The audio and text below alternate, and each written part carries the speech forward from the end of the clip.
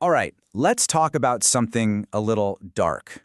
We're going to step into the shadows of how people interact, a world known as dark psychology. We're pulling from some heavy hitters here, like Robert Greene's The 48 Laws of Power and Rolf Dobelli's The Art of Thinking Clearly. Our goal?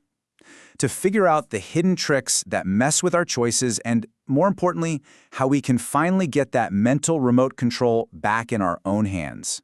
I want you to picture something for a sec. Think of your mind as this giant, intricate chessboard. Every thought you have, every little decision you make, it's a move in a really high-stakes game you're playing every single day. But here's the question that might keep you up at night. Are you always the one making the moves? Or is it possible that sometimes someone else's hand is on your pieces? You know that feeling, right? That weird regret after you agree to something? That sudden yes that popped out of your mouth when every part of you was screaming no? What if that wasn't an accident? What if you were just reading a line from someone else's script? So how in the world does this invisible influence actually work? To really get what's going on, we first have to name the thing we're dealing with. The best way to think about it is like a hidden remote control, one that can change the channel on your thoughts and actions from across the room. And that, right there, is the core of dark psychology. It's the art of steering someone's mind so smoothly, so quietly, that they are absolutely convinced they're making their own choices. It's like someone found the secret frequency to your brain and is just running their own program while you're not looking. Robert Greene just nails it with this quote. If someone can control how you see things, they basically control your reality. This isn't about brute force. It's about the quiet, clever art of changing your perspective without you ever noticing. Okay, so this sounds like some spy movie stuff, right? But how does it actually show up in your life?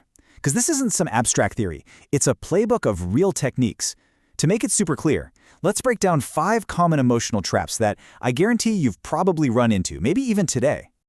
First up, we've got a true classic, a Hall of Famer in the manipulation game, the guilt trip.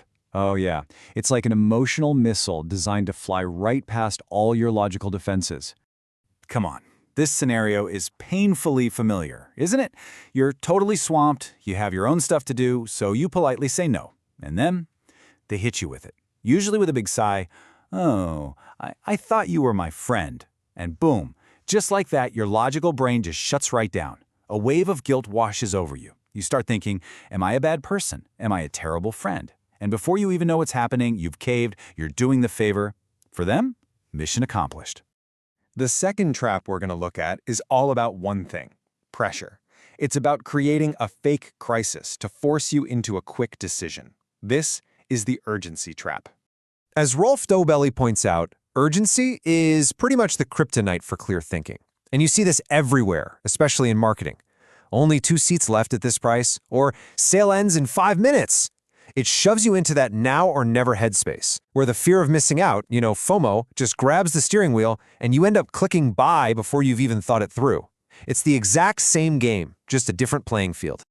Now, our third trap is so sneaky and effective because it targets something we all secretly crave: feeling important. It uses our own ego as a weapon against us.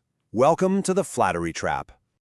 Just imagine you're on a team, and you're already doing more than your fair share. Then someone comes up to you and says, hey, listen, you have to be the one to do the final presentation. Honestly, you're a genius at this. Nobody else could possibly do it justice.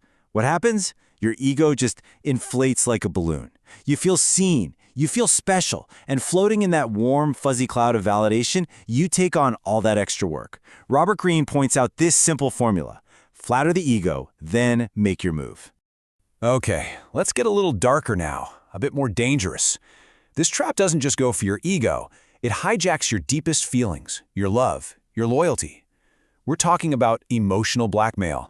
Have you ever heard this line? If you really loved me, you'd skip your friend's party. Or, if you truly trusted me, you'd let me see your texts. It is a devastatingly effective weapon. It takes a simple request and turns it into a test of your love. And it forces you to break your own boundaries just to prove you care.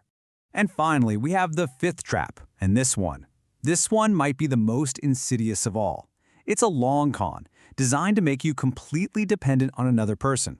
This is the dependency loop.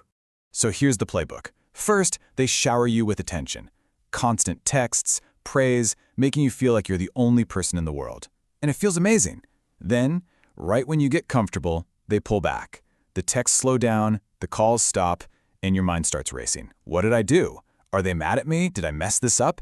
You get desperate for that validation again. And once you're trapped in that cycle of needing their approval, well, they've got all the power. Okay, so that's the bad news.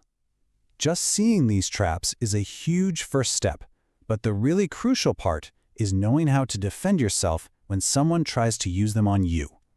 So it's time to install your mental antivirus. Your antivirus is built on 3 really simple but incredibly powerful steps. First, pause. The second you feel that emotional pressure, that guilt, that urgency, that flattery, just stop. Don't answer, don't agree, even 5 seconds can be enough for your rational brain to reboot. So when that friend lays on the guilt trip, instead of blurting out yes, just say, let me check my calendar and I'll get back to you. That little pause is your firewall. Second, get a second opinion. Manipulators want you isolated, so break out of it. Call a friend you trust and just say, hey, this weird thing happened. Does this sound right to you? An outside view can slice right through that emotional fog. And third, and this one is absolutely non-negotiable, trust your gut.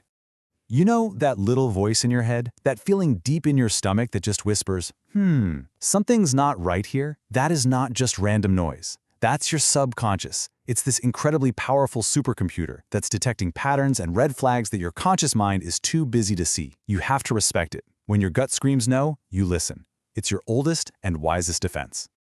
Now, when you understand these tools, you get a new kind of power. You can suddenly see the invisible strings being pulled all around you. But with that knowledge comes a really big choice about how you're going to use it. So once you get how human emotions work, you're basically standing at a crossroads. One path is to use these tricks for yourself, to become the puppeteer. But the other path is to use this knowledge as a shield, to protect yourself, to see the game for what it is, and maybe even help the people you care about see it too. And that brings us to this final thought from Robert Greene, which just sums it all up perfectly.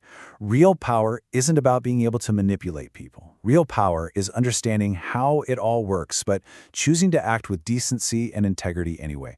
That choice, that's the only power that really matters.